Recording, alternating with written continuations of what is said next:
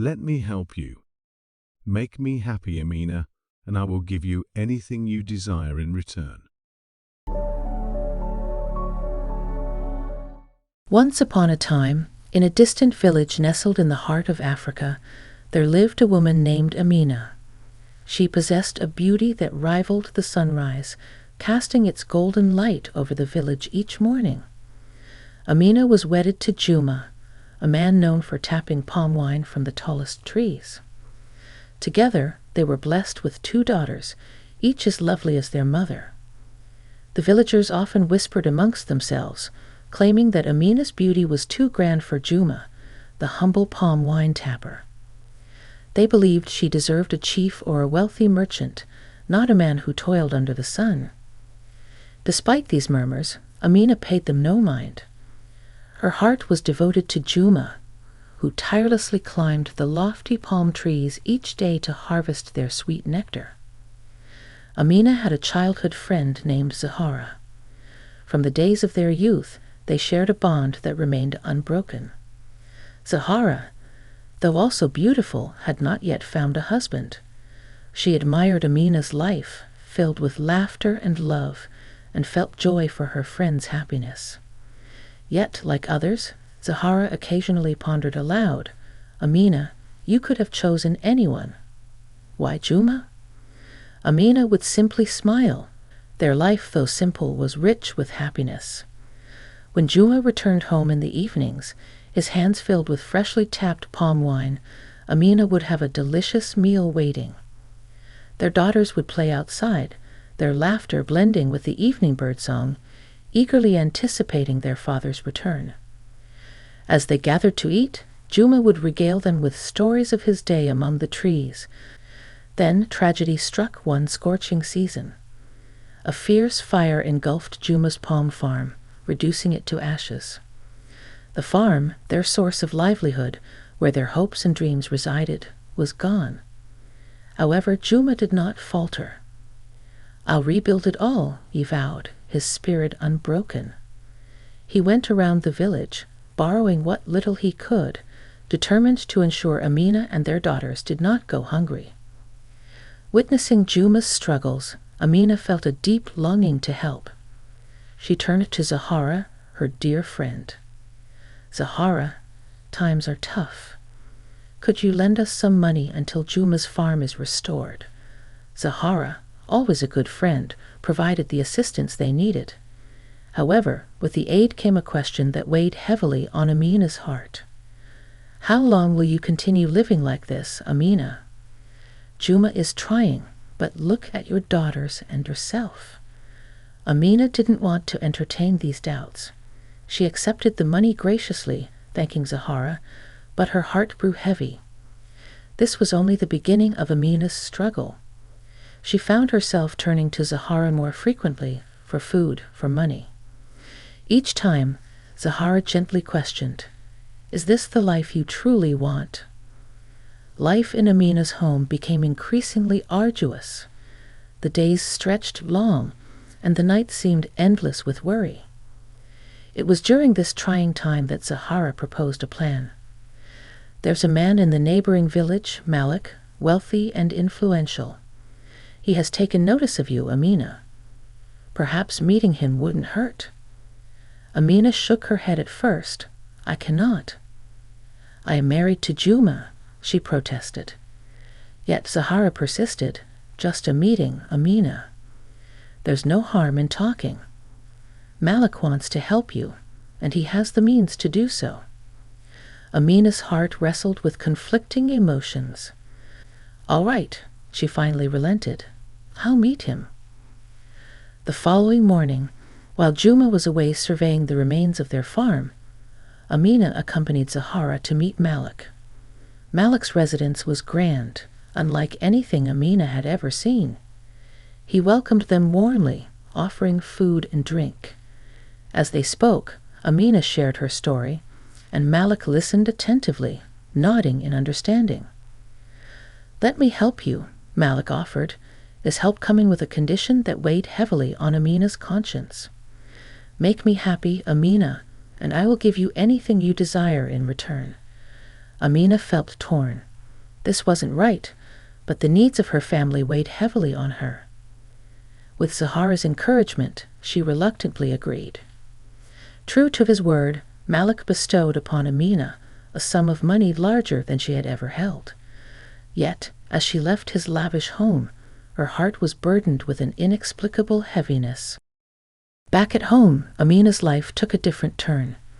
She found herself drifting away from Juma and their daughters, consumed by guilt and shame. Juma noticed the change in her demeanor. "Amina, what's wrong?" he would ask, but she could never bring herself to answer. She started leaving the house without explanation, returning late, sometimes after the moon had climbed high in the sky. One evening, upon Juma's return, he found their daughters alone, their bellies empty, their eyes filled with sadness. "Where's your mother?" he inquired, but they could offer no answer. Hours later, Amina returned, greeted by Juma's worried voice. "Where have you been?" Unable to meet his gaze, she silently moved past him, her heart weighed down by the knowledge of her betrayal. The strain grew with each passing day until one morning, Amina made a decision that would alter the course of their lives forever. She chose to leave, convinced that a life with Malik, filled with wealth and comfort, would be preferable to the hardships she faced with Juma, the humble palm wine tapper. With Zahara by her side, Amina packed her belongings and left, leaving behind the life she knew, the man who loved her, and the daughters who adored her. As she walked away, she couldn't shake the feeling that she had made a grave mistake. The promise of Malik's world seemed hollow, devoid of the warmth and love she once knew. Upon arriving at Malik's estate, Amina was welcomed as if entering a dream. The grandeur of the palace, the luxurious clothes, the abundance of food, it all seemed surreal. Yet the dream soon turned into a nightmare. Malik, once charming and generous, revealed his true nature. He was cruel, quick to anger, and Amina found herself trapped in a gilded cage. Malik's home, once a symbol of hope, became her prison. He controlled every aspect of her life. Where she went, what she did, even what she could say. Amina missed Juma, her daughters, and the simplicity of their life. Every day became a struggle, filled with work, sadness, and Malik's harsh words. One day, however, a glimmer of hope appeared.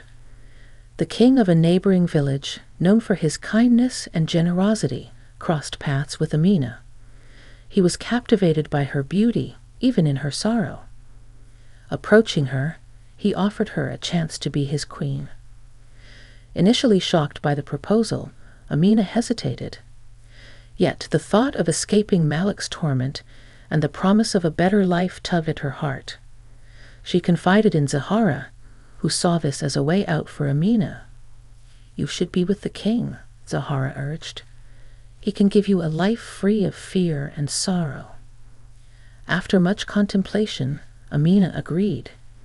With Zahara's help, they devised a plan to escape Malik's grasp. It was risky, but Amina knew she couldn't endure her current life any longer.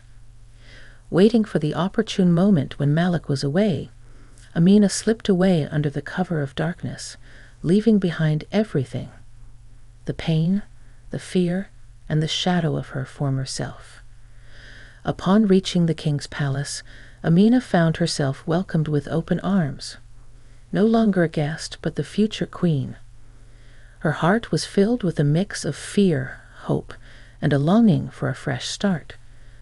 Life as the queen seemed like a dream at first. Amina lived in a palace, adorned in fine clothes, and enjoyed the finest foods. Everyone treated her with respect, and for a while she felt like she was living in a fairy tale. However, this dream soon faded. Amina and the king tried to have children, but none came.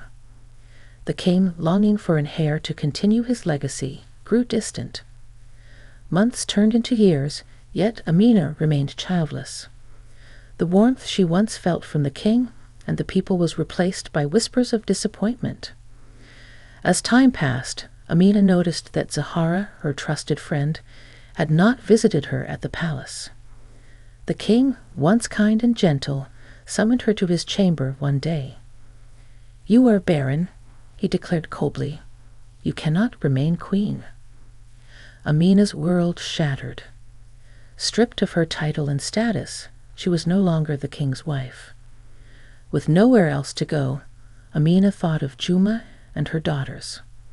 Could they forgive her? Could she find a place with them again? Returning to the village, Amina's heart was heavy with dread and hope. What she found shattered her heart once more. Juma's house, once filled with warmth and laughter, had changed.